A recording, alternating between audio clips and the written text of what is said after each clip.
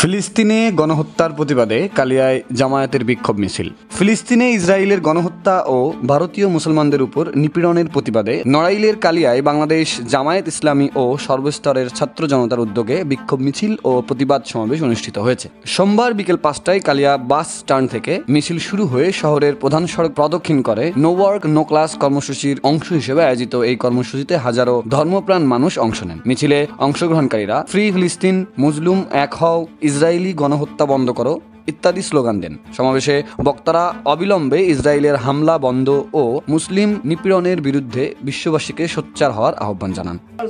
বিশ্বের এই প্রান্তে প্রান্তে মুসলমান আক্রান্ত, আল্লাহ মুসলমানদেরকে জালেমদের জুলুম থেকে হেফাজত করো আল্লাহ। খাস করে আল্লাহ ফিলিস্তিনি মুসলমানদের পর ইহুদি জাতি, আল্লাহ তোমার দুশমন, তোমার দ্বীনের দুশমন আল্লাহ, ইত্যাদি আমাদের মুসলমান ভাই বোনদের পর আল্লাহ ছোট্ট ছোট্ট বাচ্চাদের পর বোম মেরে মেরে তাদেরকে দুঃশ্বাস করে দিচ্ছে, আল্লাহ তুমি হেফাজত করো।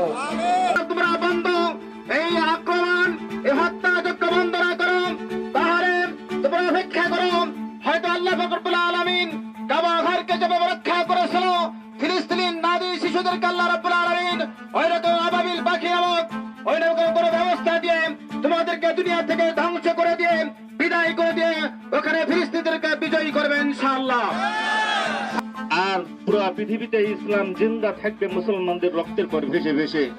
শুধু ঘাম ঝরাইলে হবে না, রক্ত ঝরাইতে হবে ইনশাআল্লাহ আমাদেরকে। আমরা শহীদি তামান্না রাখবো। আল্লাহ রাসূল বলেন, যাদের দিলের ভিতরে জিহাদি তামান্না থাকবে না, শাহাদাতের মৃত্যুর তামান্না থাকবে না, তারা ইহুদি হয়ে দুনিয়া থেকে বিদায় নেবে। আমরা ইহুদি হয়ে মরতে চাই না, আমরা মুমিন মুসলমান হয়ে দুনিয়া থেকে বিদায় নিতে চাই। তাই আমরা যখন যে প্রান্তে মুসলমান আক্রান্ত হয়, আমরা তার পাশে থাকবো ইনশাআল্লাহ।